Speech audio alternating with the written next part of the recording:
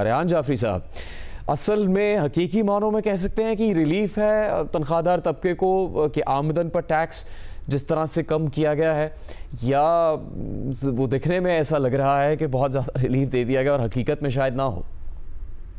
नहीं, शुक्रिया जुनेद, बहुत बहुत। मैं आपको ये बताऊं कि देखें, ये जो सैलरी का इशू है और टैक्स स्लैब्स का इशू है, ये काफी अरसे से, जब से इन्होंने लास्ट ईयर स्लैब्स चेंज किए थे और चीजों को उन्होंने यानी स्लैब बढ़ाए थे और टैक्स रेट भी बढ़ाए थे, तो सैलरी तबका जो था वो बहुत परेशान था, बहुत ह्यू एंड क्राई था।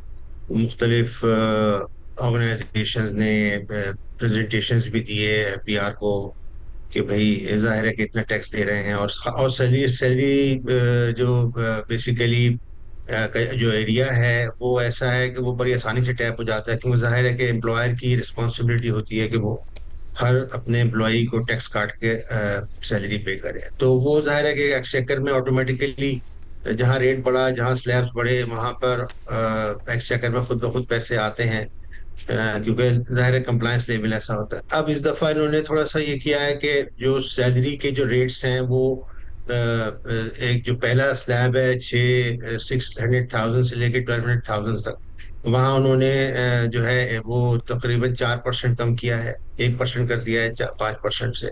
इसी तरह जो नेक्स्ट स्लैब है उस पर भी थोड़ा सा रिलीफ दिया है। और ये जो है ये ऑन एंड ऑन ये स्लैब जो है यानी 32 लाख तक जो स्लैब है वहां तक जो रिलीफ है। उसके बाद 32 लाख एंड अबव जो है वो रिलीफ नहीं है, यानी कि जो हायर सैलरी पेड जो एम्प्लॉयज है उनके लिए ये रिलीफ नहीं होगा। लेकिन इन जनरल जो छोटे यानी कम लेवल पे जो सैलरी अर्न कर रहे हैं उनको ये रिलीफ मिलेगा। तो मैं समझता हूँ ये खुशाइन बात है। जहाँ पे भी आपको रिलीफ मिलता है, एफबीआर की तरफ से हो या आईएमएफ की तरफ से हो, वो हम समझते हैं कि बहुत ही खुशाइन बात होती है, क्योंकि यहाँ तो मामलात बड़े मुख्तलिफ हैं। तो ये एक मेरा ख्याल है एक अच्छा स्टेप है सैलरी की तरफ। फिर वो एक आपको याद होगा बहुत अरसे से एक टीचर्स एंड रिसर्चर्स का एक रिलीफ टैक्स क्रेडिट अवेलेबल था इनकम टैक्स ऑर्डिनेंस में। तो वो उन्होंने फिर दोबारा 25% तक उसको यानी लेके आ गए हैं। वो भी आपको मिल सकता है, आपकी जो लायबिलिटी है उसका रिडक्शन मिल जाता है 25% तक का, if you are basically full time teacher और रिसर्चर। तो ये दोनों चीजें मैं समझता हूँ अच्छी हैं। बाकी इरफान साहब ने बड़ी अच्छी बात की थी कि वो फाइलर और नॉन फाइलर वाला कंसेप्ट जो था, देखिए फाइलर और नॉन फाइलर वाला कंसेप्ट दुनिया में कहीं पर भी नहीं है हमारे मुल्क के अलावा। बेसिकली कंप्लायंस की जो लेवल होता है वो दुनिया में हर जगह बहुत ही मॉनिटर किया जाता है अच्छी तरह। हमारे यहाँ जो शुरू से रहा है वो एफबीआर में इन्फोर्समेंट का फौदान रहा है, और यही वजह है कि ये फाइलर नॉन फाइलर रेट बढ़ाना, ताकि ये ऑटोमेटिकली जो है टैक्स एक्सचेकर में पैसा आता रहे।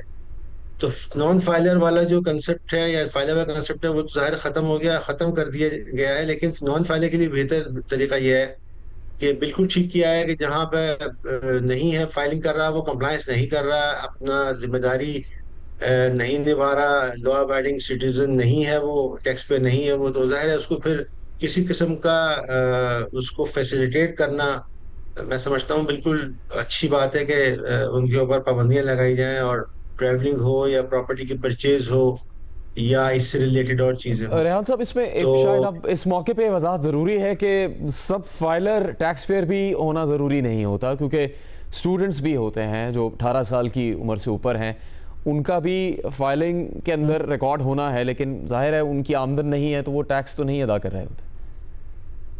देखें जुनेद, बात ये है कि ये जो जाहिर है फाइलर जो है उसको जो मिनिमम लिमिट है, टैक्सेबल लिमिट है बिजनेस के लिए 4 लाख है, सैलरी के लिए 6 लाख है। अगर इसमें वो फॉल नहीं कर रहा तो वो ऑब्वियसली नॉन फाइलर, यानी नॉन फाइलर क्या, वो जाहिर है ही और she is not liable to file the tax return, तो he shouldn't be a non filer. I mean ये चीज तो लेकिन है ही फिर भी गलत। उन्हें एफबीआर के लेकिन अब रिकॉर्ड आप अभी में देखिए, फाइल करनी पड़ेगी अपनी मालूमात, वरना बैंक भी उनके पैसे काटेगा अगर वो कोई चीज़ ख़रीदते हैं। अब पैसे मिलने पर तो वो नहीं ख़रीद सकते।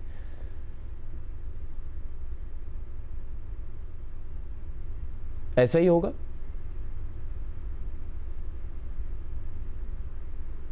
जी, रेहान जाफरी साहब, दरअसल अब चूंकि ज़्यादा इस बारे में बात की जा रही है कि नॉन फाइलर की इस्तेलाह ख़त्म कर रहे हैं, तो जिसके ऊपर टैक्स लागू नहीं होता फाइल तो उसे भी करना पड़ेगा अपनी मालूमात, ताकि उसके गैर ज़रूरी पैसे ना काटे जाएं बैंक में और दीगर जगहों पर। देखिए, मैं वही कह रहा हूँ ना, इनको ये चाहिए था जहाँ एक या तो कोई एक एक एफिडेविट या कोई सर्टिफिकेट या इस किस्म की कोई चीज इंट्रोड्यूस करते। अब जैसे कोई स्टूडेंट है, वो उसके जाहिर है कि जो उसका जो केयर टेकर होता है, वो उसका फादर होता है, उसके पेरेंट्स होते हैं, वो जाके अगर कोई अपना अकाउंट खोलना चाहता है यहाँ या, तो उस सिलसिले में उनको ही चाहिए था बैंक एक इंट्रोड्यूस करवाते कोई ठीक। ऐसी चीज, या अभी भी करवा दें कि भाई आप एक एफिडेविट ले लें कि जी मेरी इनकम जो है वो 4 लाख से कम है या 6 लाख से कम है, और मैं एक स्टूडेंट हूँ, मेरे जो केयर टेकर हैं या मेरे जो फैसिलिटेटर हैं वो मेरे पेरेंट्स हैं या और कोई है, ताकि वो उस अकाउंट खोल सके और वो नॉन फाइलर की कैटेगरीज में ना आए। तो देखिए, फैसिलिटेशन जो है ना, फैसिलिटेशन इनकम टैक्स ऑर्डिनेंस 19, पहले तो एक्ट आया, फिर 79 का ऑर्डिनेंस आया, फिर 2001 का ऑर्डिनेंस आया। अब जो है ना 2001 के ऑर्डिनेंस के बाद, यानी अब ये 2003 में इम्प्लीमेंट हुआ था और आज हम 2024 में हैं।